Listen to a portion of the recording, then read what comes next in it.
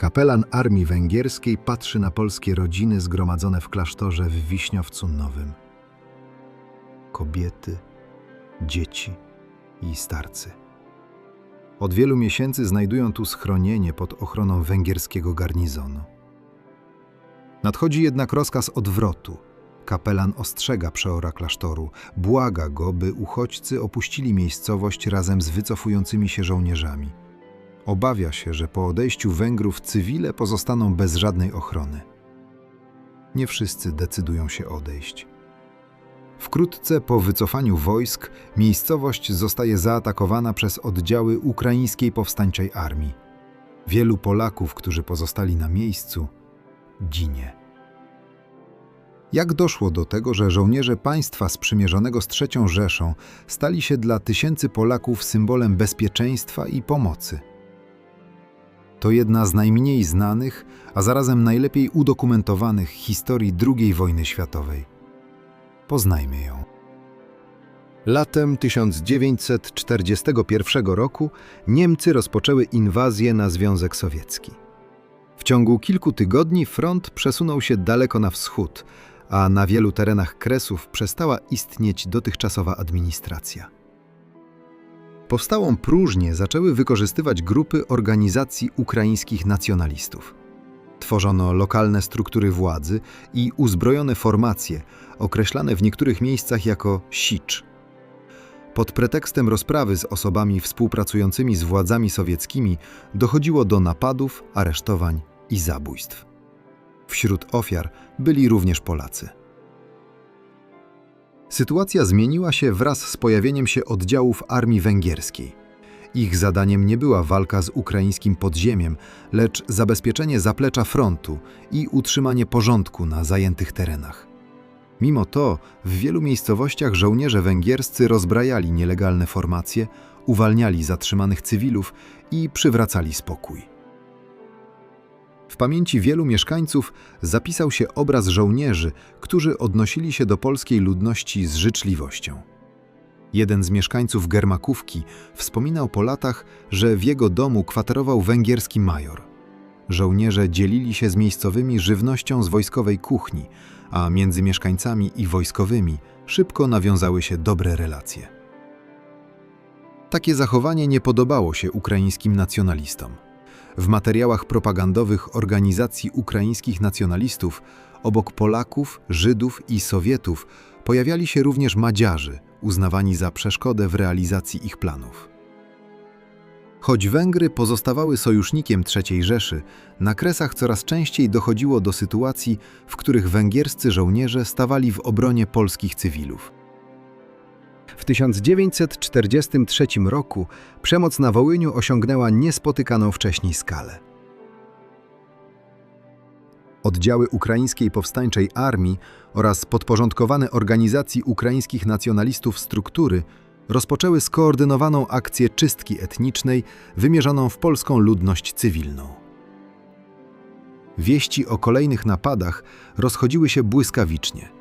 Polskie rodziny porzucały swoje domy i szukały schronienia wszędzie tam, gdzie stacjonowały regularne oddziały wojskowe. Tak było między innymi w Klewaniu, Mizoczu i Orzeninie. Węgierskie garnizony były nieliczne i nie mogły zapewnić bezpieczeństwa całemu regionowi. Jednak sama ich obecność często zniechęcała napastników do ataku, a w wielu przypadkach pozwalała przetrwać najbardziej niebezpieczne dni. Jednym z najlepiej udokumentowanych przykładów jest Mizocz. Pod koniec sierpnia 1943 roku miejscowość została zaatakowana przez oddziały ukraińskiej powstańczej armii. W obronie uczestniczyli polscy samoobrońcy, polscy policjanci pełniący służbę w niemieckiej policji pomocniczej oraz żołnierze węgierscy. Dzięki ich obecności część mieszkańców zdołała opuścić miejscowość i uniknąć losu wielu okolicznych wsi. Jeszcze bardziej dramatyczne wydarzenia rozegrały się w Wiśniowcu Nowym. Od wielu miesięcy miejscowy klasztor dawał schronienie polskim uchodźcom. Kobiety, dzieci i osoby starsze znalazły tam względne bezpieczeństwo dzięki obecności stacjonującego w okolicy garnizonu węgierskiego. Na początku 1944 roku sytuacja na froncie zaczęła się gwałtownie zmieniać. Armia Czerwona parła na zachód, a oddziały węgierskie otrzymały rozkaz wycofania się.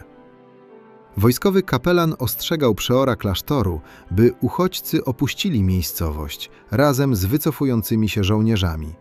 Obawiał się, że po odejściu garnizonu cywile pozostaną bez ochrony.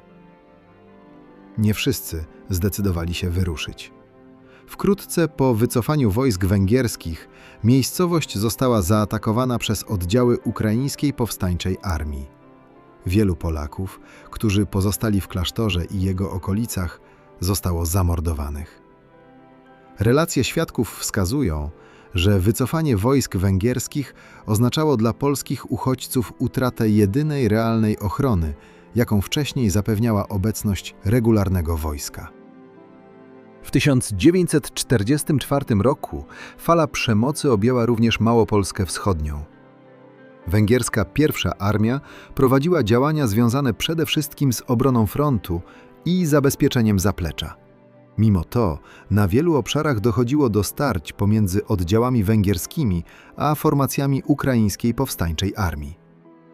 Polskie podziemie odnotowywało przypadki rozbrajania napastników oraz zatrzymywania osób podejrzewanych o udział w napadach na ludność cywilną. W jednym z meldunków kierowanych do polskich władz na emigracji napisano: Węgrzy odgrywają dużą rolę w walce z bandami. Była to krótka, ale wymowna ocena działań armii węgierskiej na terenach objętych terrorem. Po zamordowaniu polskich mieszkańców Żulina, w tym miejscowego proboszcza, oddziały węgierskie przeprowadziły akcje przeciwko sprawcom zbrodni. Był to jeden z przykładów zbrojnej reakcji na działalność ukraińskich nacjonalistów odnotowanych w źródłach. Pomoc udzielana przez Węgrów nie ograniczała się do ochrony garnizonów. W Felicienthal dowódca jednego z oddziałów przydzielił konną eskortę polskim uchodźcom. Dzięki osłonie żołnierzy kolumna bezpiecznie dotarła do stacji kolejowej w Stryju. Dla wielu rodzin była to jedyna szansa na przeżycie. Inni próbowali przedostać się przez Karpaty na terytorium Węgier. Droga prowadziła przez góry, lasy i tereny kontrolowane przez uzbrojone grupy nacjonalistów. Ci, którym udało się przekroczyć granicę, mogli liczyć na pomoc węgierskiej Straży Granicznej. Otrzymywali żywność, pierwszą pomoc oraz możliwość dalszej podróży do bezpieczniejszych miejsc. Nie każdy dotarł do celu. Jednak dla wielu rodzin właśnie ta droga stała się ucieczką od śmierci.